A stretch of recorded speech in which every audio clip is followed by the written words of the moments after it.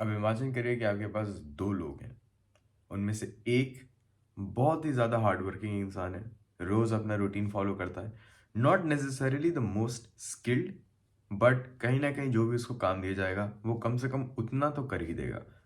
उसकी लाइफ की जो डेली आप कह सकते हैं डिफ़िकल्टी है, वो कहीं ना कहीं मॉडरेट टू लो है। एक जो दूसरा शख्स है, he is somebody who is a bit more like you and I in the sense के he has been through hard times in his life, yes, लेकिन उसकी वर्क रेट इतनी ज़्यादा कंसिस्टेंट नहीं है. Some days he's working, other days he's slacking off, he's taking weekends बिल्कुल ज़्यादा party के अंदर. It's all good, I'm not against partying, but I'm trying to paint a picture for you guys कि हो सकता है कि he is not taking weekends को इतना सीरियसली या फिर इज़ नॉट टेकिंग ज़िंदगी को इतना ज़्यादा seriously. All good, but consistency नहीं है. He has been through some hard things. कभी कभी when the situation has called for it तो उसने परफॉर्म भी किया है. वो दो तीन दिन तक जागा भी है. तो ऐसी इमरजेंसी के अंदर उसने परफॉर्म. बट ओवरऑल अगर आप देखेंगे तो he is not very consistent with it. So you have these two people कहीं ना कहीं. ये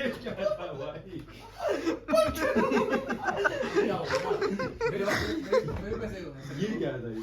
दिमाग खोल जाए कि अंदर जाए. सांस नहीं आ रही, जैकेट खोलो.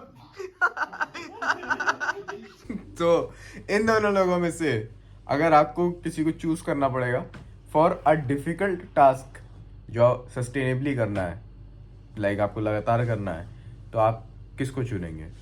One person who does a very low difficulty task for a really long period of time बहुत कंसिस्टेंटली, या फिर ये दूसरा बंदा who does not do anything consistently लेकिन उसकी डिफिकल्टी लेवल कभी बहुत ज़्यादा हो जाता है, कभी बहुत कम हो जाता है, कभी बहुत मीडियम हो जाता है, कभी बहुत ज़्यादा हो जाता है.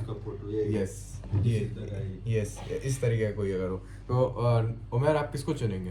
अगर कोई टास्क कंसिस्टेंटली परफॉर्म करना है एंड इट इज हार्ड, तो who would you choose? Somebody who has performed a moderate difficulty task over a long period of time, या फिर somebody जो कभी like कम डिफिकल्टी के टास्क करता है, ज्यादा डिफिकल्टी के टास्क करता है, कम टास्क करता है, कभी कभी कोई टास्क नहीं करता है.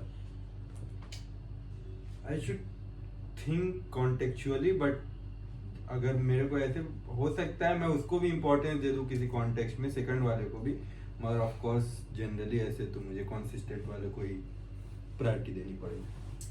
So if given a choice, मैं इनमें से कंसिस्टेंट बंदे को चूज करूंगा as Umer said, and the simple reason is कि उस बंदे के ऊपर रिलायबिलिटी मुझे ज़्यादा है.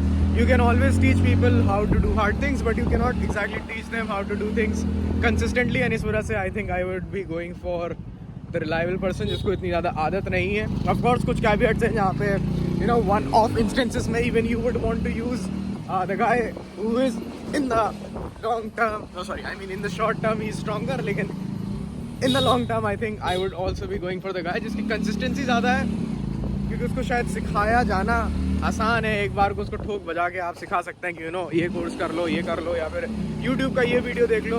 And I genuinely believe that if people consistently stick with something तो उनको वो थोड़ा बहुत आ जाता है, regardless of how bad they are at the starting.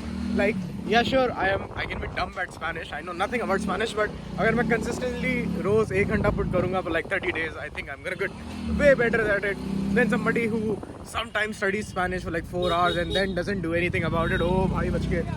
Okay, yeah, so that's my basic thesis about it. Umar किधर जा रहा है? Okay, that's my basic thesis on it, and I'm just curious, which person would you choose at the end of the day? I think that would be something very very interesting to think about. You will not rise to the occasion. You will always fall down to your habits.